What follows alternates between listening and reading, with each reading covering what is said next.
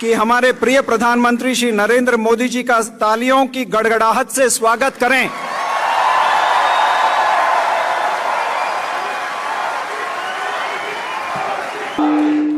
भारत माता की, भारत माता की।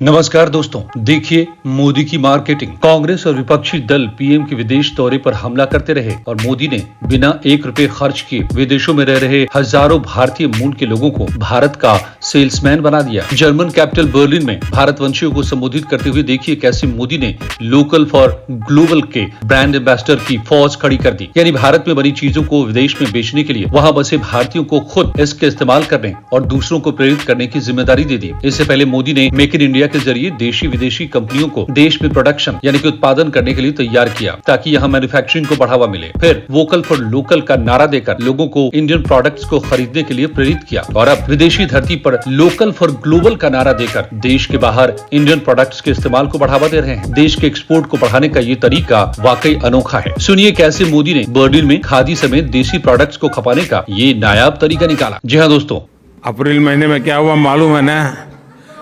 जीएसटी का रिकॉर्ड कलेक्शन हो गया है 1,68,000 rupees, 1,68,000 crore. One nation one tax की दिशा में ये मजबूती के साथ हुआ कि नहीं हुआ दोस्तों? साथियों, मेक इन इंडिया आज आत्मनिर्भर भारत का ड्राइविंग फोर्स बन रही है। आत्मविश्वास से भरा भारत आज प्रोसेस ही आसान नहीं कर रहा है बल्कि प्रोडक्शन लिंक इंसेंटिव से इन्वेस्टमेंट को सपोर्ट भी कर रहा है। इसका बड़ा प्रभाव भारत से होने वाले एक्सपोर्ट पर भी दिख रहा है। अभी कुछ दिन पहले हमने $400 बिलियन एक्सपोर्ट का रिकॉर्ड तोड़ दिया। अगर हम गुड एंड सर्विसेज को देखें तो पिछले साल भारत से $670 बिलियन यानी करीब करीब 50 लाख करोड़ रुपए का एक्सपोर्ट हुआ है। आंकड़ा देख करके हाथ जम गए क्या?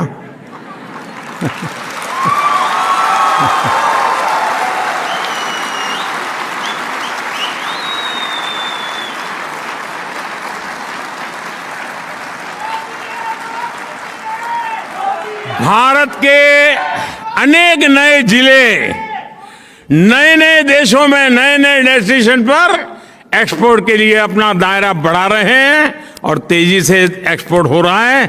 और उसका एक मजा भी है, जो आज देश में बन रहा है ना, जीरो डिफेक्ट जीरो इफेक्ट के मंत्र से लेकर के चल रहा है कि प्रोडक्शन की क्वालिटी में डिफेक्ट नहीं है और प्रोडक्शन में एनवायरमेंट पर कोई इफेक्ट नहीं है। साथियों, 21वीं सदी के तीसरे दशक की सबसे बड़ी सच्चाई यह है कि आज इंडिया इज गोइंग ग्लोबल।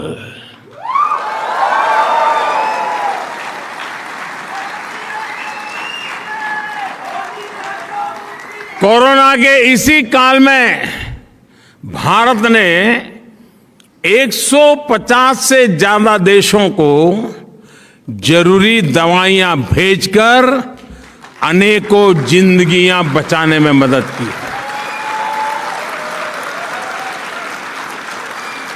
जब भारत को कोविड के वैक्सीन बनाने में सफलता मिली तो हमने अपनी वैक्सीन से करीब 100 देशों की मदद की है दोस्तों। साथियों, आज का ताजा खबर,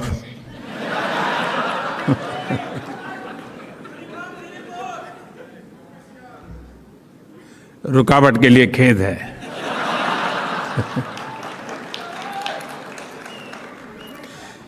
आज विश्व में गेहूं की कमी का सामना दुनिया कर रही है। फूड सिक्योरिटी के लेकर के दुनिया में बड़े बड़े देश चिंतित है। उस समय हिंदुस्तान का किसान दुनिया का पेट भरने के लिए आगे आ रहा है।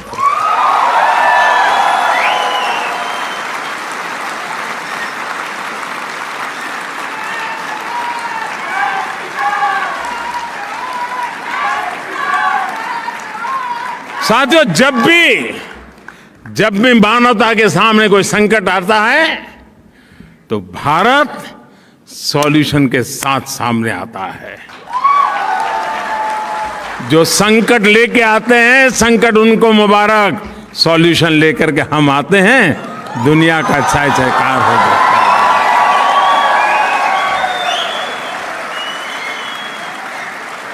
है। यही दोस्तों, यही नया भारत है, यही नए भारत की ताकत है।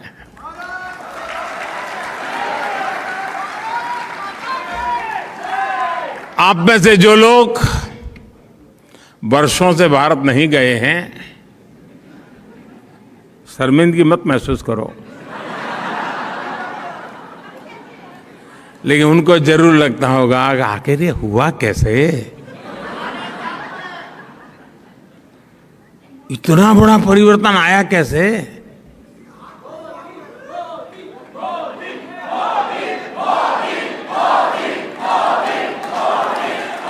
जी नहीं साथियों, आपका आंसर गलत है।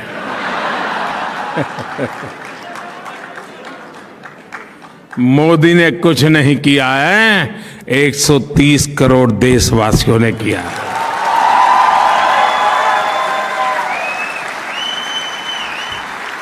साथियों, ग्लोबल होते भारत में आपका योगदान भी बहुत होने वाला है, अहम होने वाला है।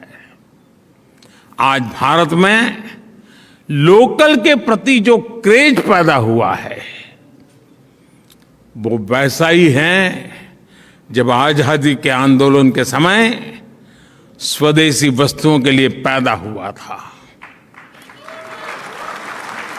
अरसे तक हमने देखा कि लोग ये बताया करते थे कि ये चीज हमने उस देश से खरीदी है, ये चीज उस देश की है, लेकिन आज भारत के लोगों में अपने स्थानीय उत्पादों को लेकर के गर्व की नई अनुभूति आई है।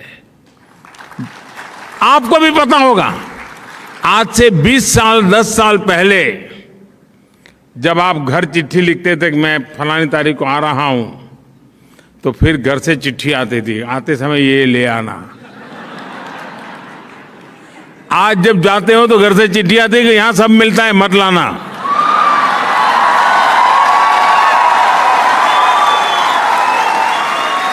मैं सही बता रहा हूं कि नहीं बता रहा हूं? यही है ना।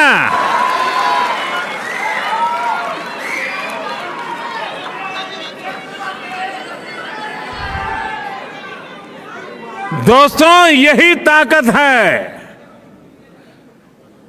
और इसलिए मैं कहता हूं वोकल फॉर लोकल।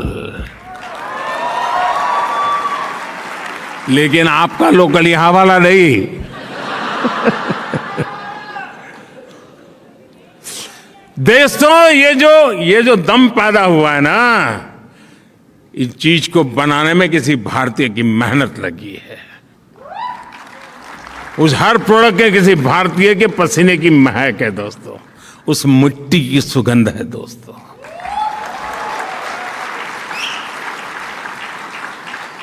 और इसलिए जो हिंदुस्तान में बना हुआ हो, हिंदुस्तान की मिट्टी की जिसमें सुगंध हो, हिंदुस्तान के युवा का जिसमें पसीना लगा हो, वो हमारे लिए फैशन स्टेटमेंट होना चाहिए दोस्तों।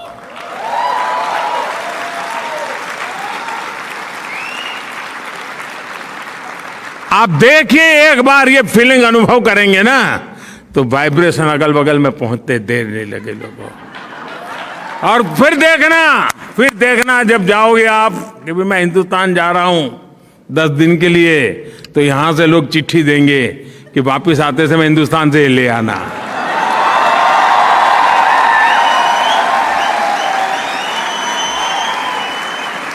ऐसा होना चाहिए कि नहीं होना चाहिए? ये काम आपको करना चाहिए कि नहीं करना चाहिए?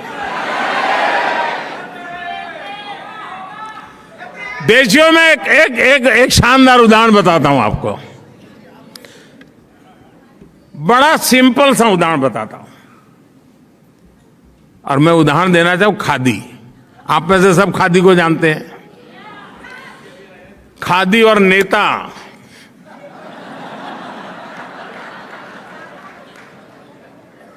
चोली दामन का नाता था। नेता और खादी अलग नहीं होते थे। खादी आते ही नेता दिखता था, नेता दिखते ही खादी दिखती थी। जिस खादी को महात्मा गांधी ने जिया, जिस खादी ने भारत में आजादी के आंदोलन को ताकत दी, लेकिन दुर्भाग्य से आजादी के बाद उस खादी का भी वही हाल हुआ जो आजादी के दीवानों के सपनों का हुआ था। क्या देश का दायित्व नहीं था? जिस खादी से गरीब मां को रोजी मिलती है, जिस खादी से विधवा मां को अपने बच्चों को बड़ा बनाने के लिए सहारा मिलता था, लेकिन धीरे धीरे धीरे उसको उसके नसीब पर छोड़ दिया गया और एक प्रकार से वो मृत्यु के कगार पर आके खड़ा था। मैं मुख्यमंत्री बना तो मैंने बीड़ा उठाया। मैंने कहा भाई, आप बड़े गर्व से कहते हैं घर में किसी को कि मेरे पास ये फैब्रिक है, ये फैब्रिक है, ये फैब्रिक है, यहाँ की साड़ी है, यहाँ की साड़ी है, यहाँ का कुर्ता है, कहते हैं ना? हाँ, बोलो तो सही। अरे सच बोलने में क्या जाता है यार। तो मैं कहता था यार एक आध खादी भी तो रख लो। मेरे पास ये फैब्रिक है, खादी भी रख लो। साथियों, बात बहुत छोटी थी, लेकिन मैं आज देश के सामने सर झुकाता हूं। मेरे देश ने इस बात को भी गले लगाया और आपको जानकर के आज आनंद होगा, आजादी के 75 साल के बाद पहली बार जब देश आजादी का अमृत महोत्सव मना रहा है, इस वर्ष खादी का कारोबार 1 लाख करोड़ रुपयों को पार कर गया। पहली बार हुआ। कितने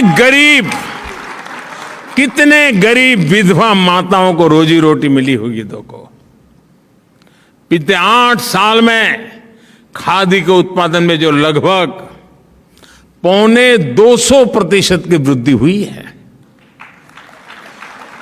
और आप दायरा देखिए दोस्तों, मैं जिस मिजाज से स्टार्टअप की बात करता हूं ना, उसी मिजाज से खादी की भी बात करता हूं।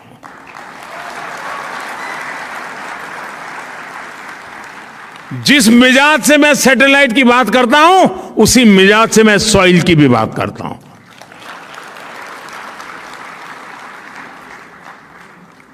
साथियों, आज मैं आप सभी से यह आग्रह करूंगा कि भारत के लोकल को ग्लोबल बनाने में आप भी मेरा साथ दीजिए।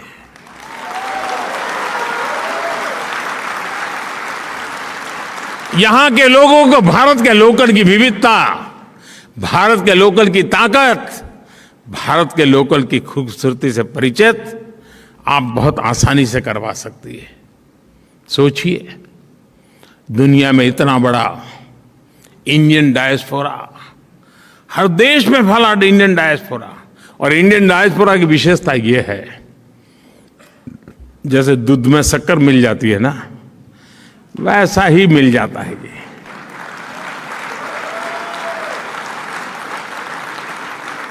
और पता ही नहीं चलता, वैल्यू एडिशन कर देता है, दूध को मीठा बना देता है। जिसके पास ये सामर्थ्य है, वह आसानी से हिंदुस्तान के लोकल को अपने प्रयासों से जर्मनी की धरती पर ग्लोबल बना सकता है। करोगे? कैसी आवाज दब गई? करोगे? कहने में क्या जाता है, मोदी जी कहां भी दोबारा आए। दोस्तों, मैं आप पे भरोसा करता हूं, आप करेंगे, मुझे विश्वास है दोस्तों। मैं आपको एक और बात याद दिलाना चाहता हूं। हमारा योग हो, हमारा आयुर्वेद हो, हमारी ट्रेडिशनल मेडिसिन के प्रोडक्ट्स हो, आप कल्पना नहीं कर सकते इसका आज इतना पोटेंशियल है। आप हिंदुस्तान से हैं ऐसा कहते ही सामने वाला आपको पूछता होगा, योग जानते हो? पूछता है कि नहीं पूछता है? और आप कुछ भी नहीं जानते, सिर्फ नाक पकड़ना बता दोगे तो भी मानेगा हाँ यार ये मास्टर है।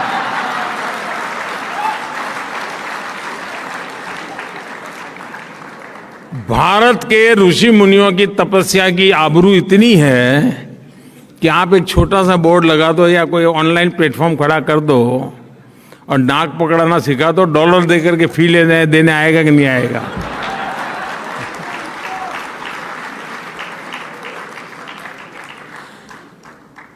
क्या ब्रांड वैल्यू बनाई होगी अपने ऋषियों ने साहब, हैं?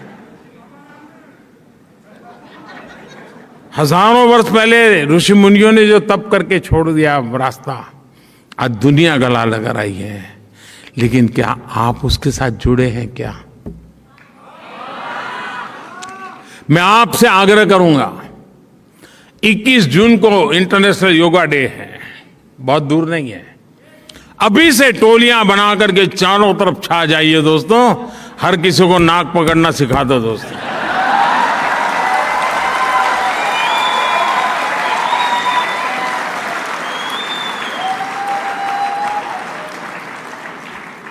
नाक काटना नहीं सिखाना है।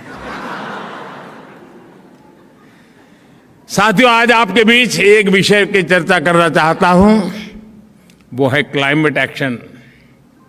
भारत में क्लाइमेट चैलेंज से निपटने के लिए हम पीपल पावर से टेक पावर तक हर समाधान पर काम कर रहे हैं। बीते 8 साल में हमने भारत में एलपीजी कवरेज को 50% से आसपास से बढ़ाकर करीब 100% कर दिया। भारत का एलईडी बल्ब, आप जर्मनी वाले हैं तो जरा बल्ब वाली बात जल्दी समझोगे।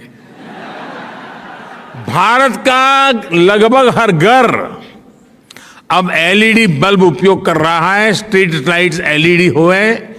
उजाला योजना के तहत हमने देश में करीब 37 करोड़ एलईडी बल्ब बांटे हैं, 37 करोड़। और एलईडी बल्ब का उपयोग ऊर्जा बचत के लिए होता है, एनर्जी सेविंग के लिए होता है। और आप जर्मनी में सीना ठोक करके लोगों को कह सकते हैं कि भारत ने एक छोटा सा परिवर्तन ला करके क्या किया है, और इसके कारण लगभग 48,000 मिलियन किलोवाट आवर बिजली बची है। और प्रतिवर्ष करीब 4 करोड़ टन कार्बन एमिशन कम हुआ है। 4 करोड़ टन कार्बन एमिशन कम हुआ है। आप कल्पना कर सकते हैं कि इस एक योजना ने एनवायरमेंट की कितनी बड़ी रक्षा की है। साथियों, ऐसे ही प्रयासों की वजह से आज भारत अभूतपूर्व स्तर पर ग्रीन जॉब्स के क्षेत्र में एक नया क्षेत्र खोल रहा है, आगे बढ़ रहा है। मुझे खुशी है कि भारत और जर्मनी ने भी क्लीन एनर्जी को लेकर एक बहुत बड़ी पार्टनरशिप की तरफ कदम उठाया है। साथियों, आजादी के अमृत महोत्सव में हमने क्लाइमेट रिस्पॉन्सिबिलिटी को नेक्स्ट लेवल पर ले जाने का भी फैसला किया है। मैं आपको एक उदाहरण देता हूं। भारतीयों ने देश के हर जिले में, हर डिस्ट्रिक्ट, यानी आप अंदाज कर सकते हैं जी क्या क्या मैं बता रहा हूं। हर डिस्ट्रिक्ट में 75 नए अमृत सरोवर बनाने का संकल्प लिया है, तालाब बनाने का। यानी देश में करीब आने वाले 500 दिवस में, 500 डेज में 50,000 नए वाटर बॉडीज बनेंगे, पॉन्ड्स बनेंगे, या तो पुराने पॉन्ड को पुनर्जीवित किया जाएगा।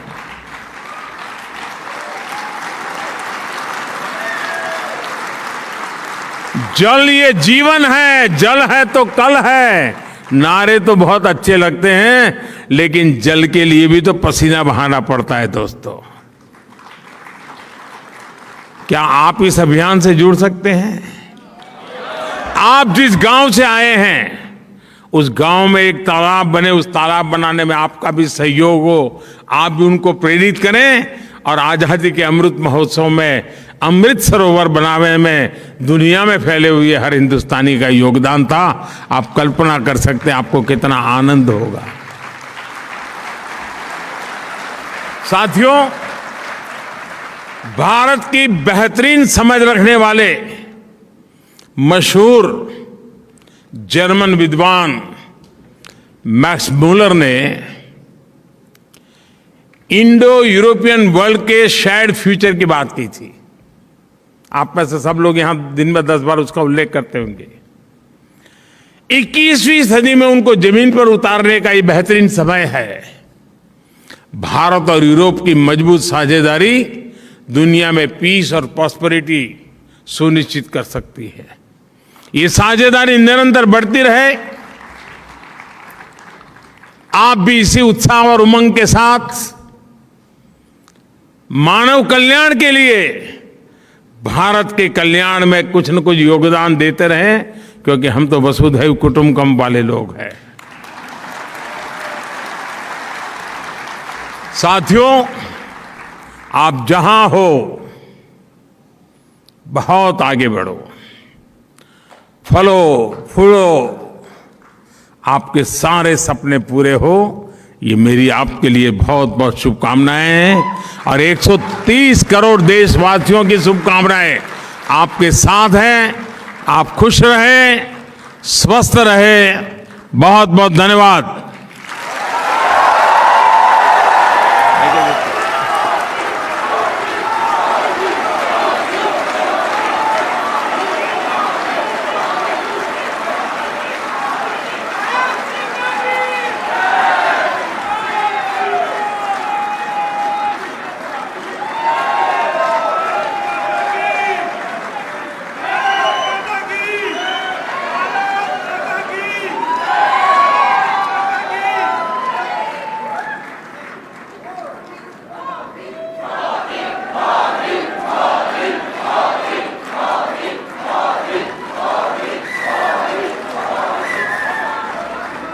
इसके अलावा इस मंच का इस्तेमाल देश में इन्वेस्टमेंट लाने के लिए भी किया गया। पीएम ने भारतवंशियों को बताया कि कैसे भारत में मोदी सरकार के दौरान स्टार्टअप का कल्चर जबरदस्त तरीके से बढ़ा है। पीएम ने बताया कि देश में 2014 के बाद स्टार्टअप्स की लहर आई है। 2013 तक देश में सिर्फ 300 से 400 ही स्टार्टअप थे, लेकिन अब देश में 68,000 स्टार्टअप मौजूद हैं। और लोग आए, भारतवंशी आए और भारत में निवेश करें और स्टार्टअप मूवमेंट का हिस्सा बने। मुझे याद है 2014 के आसपास हमारे देश में, इतना बड़ा देश, सिर्फ 200-400 ही स्टार्टअप्स हुआ करते थे। कितने? जरा याद रख के बोलो ना यार। हाँ, और आज 8 साल पहले 200, 300 या 400 स्टार्टअप्स आज 68,000 से भी ज्यादा स्टार्टअप्स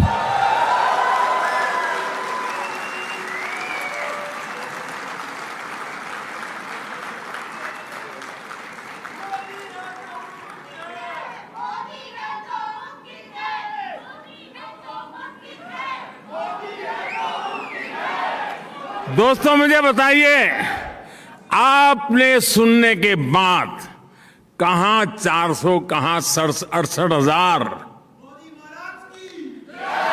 200-400 से 68,000, आपका सीना गर्व से भर गया कि नहीं भर गया? आपका माथा ऊंचा हुआ कि नहीं हुआ? और साथियों, इतना ही नहीं, सिर्फ स्टार्टअप्स की संख्या एक बात है, आज दुनिया के सारे पैरामीटर्स कह रहे हैं कि इसमें दर्जनों स्टार्टअप्स यूनिकॉर्न बन चुके हैं।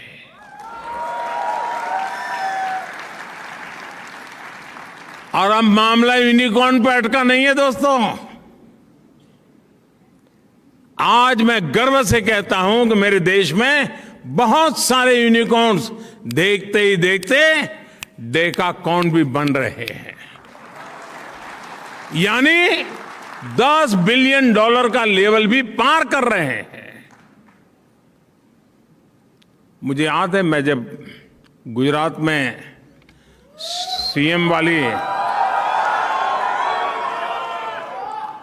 सीएम वाली नौकरी करता था,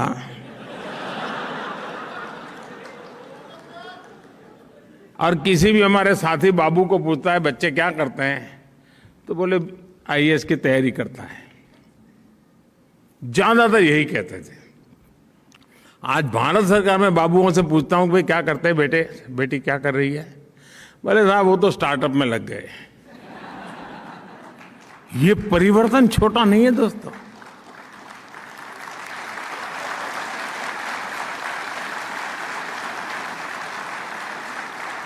साथियों, मूल बात क्या है? मूल बात यही है, आज सरकार इनोवेटर्स के पांवों में जंजीर डालकर नहीं, उनमें जोश भर करके उन्हें आगे बढ़ा रही है।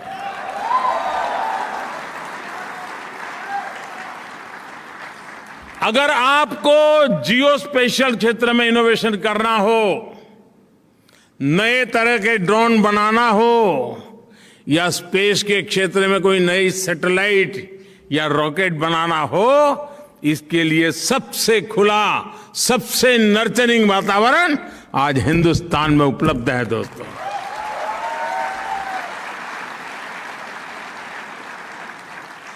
एक समय में भारत में कोई नई कंपनी रजिस्टर कराना चाहता था तो उसे रजिस्ट्री में कागज डालने के बाद वो भूल जाता था, तब तक रजिस्ट्री नहीं होती थी। महीने लग जाते थे। जब भरोसा बढ़ जाता है, सरकार का नागरिकों पर भरोसा बढ़ता है, नागरिकों का सरकार पर भरोसा बढ़ता है, अविश्वास की खाई खत्म होती है। नतीजा ये आता है कि आज अगर कंपनी रजिस्टर करनी है तो 24 घंटे लगते हैं दोस्तों, 24 घंटे। तो मोदी की इस तरकीब के बारे में आप क्या सोचते हैं दोस्तों? अपनी राय कमेंट सेक्शन में जरूर दें। साथ ही इस चैनल को लाइक करें, सब्सक्राइब करें और वीडियोस को अपने दोस्तों के साथ शेयर करें। धन्यवाद। मिलते हैं अगले वीडियो में। नमस्कार।